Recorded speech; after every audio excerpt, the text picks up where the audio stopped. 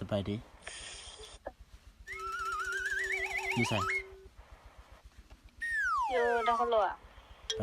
สารนครหลวงสารนครหลวงมีแต่คนไร้ใจนะได้ยินข่าวเขาว่านะโอ้บ่ทุกคนดอกมั้ง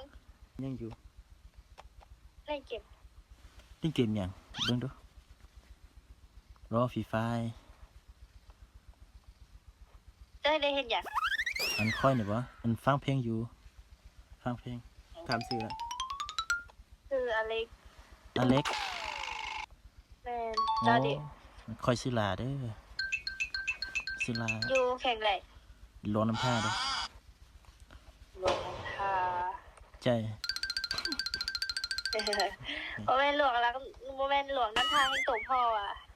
ยังเฮียนอยู่บ่บ่ได้เห็นหรอกจบแล้วเอาพัวแล้ว